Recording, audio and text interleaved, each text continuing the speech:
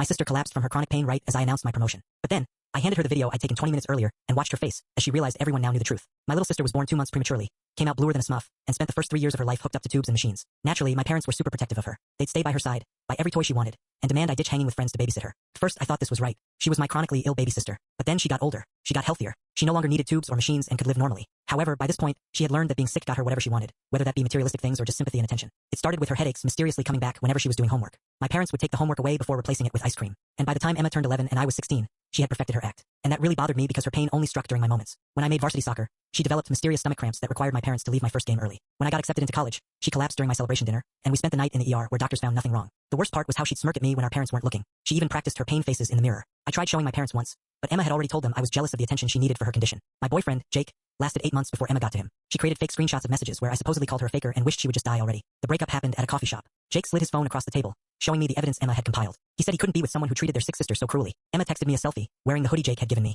That was my breaking point. For 5 years, I had watched her steal everything. So, I started watching her closely, way more closely than anyone ever had, and I noticed a pattern. Every time she was in pain, she always grabbed her right side.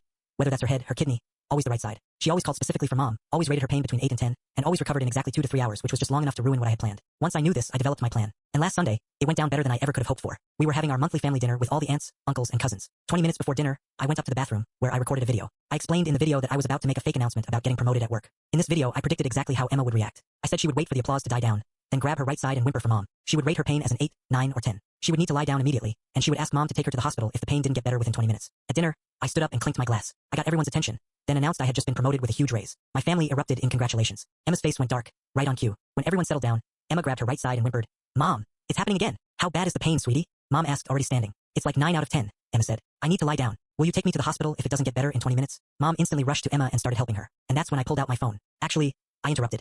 "Before you go, everyone needs to see this." I quickly walked to the TV, connected my phone to it, and started playing the video I had recorded. The chaotic excitement I felt as it was loading was indescribable. Not everyone was confused at first. Emma herself was wincing while asking me what I was doing. But then, my pre-recorded video started playing, and the room went completely silent. Emma's face went from performed pain to genuine panic. She instantly let go of her side and started running to me, grabbing the phone and pausing the video. But the fact the video wasn't playing anymore was actually worse for Emma. She had just forgotten her pain and ran to wrestle me for the phone. She stood there yelling at me for manipulating her and trying to tell everyone it's not what it looks like. The family already looked disgusted, though. My uncle, who had always suspected something was up, told her she was sick in the head. My aunt, whose friend had an actually chronically ill child, told Emma she deserves a place in hell. And my parents now saw her for who she was. She was sent upstairs for the rest of dinner, and she hasn't faked being in pain once since then. Funny thing is, last month she came down with strep throat, and our parents forced her to bring the test results to prove it.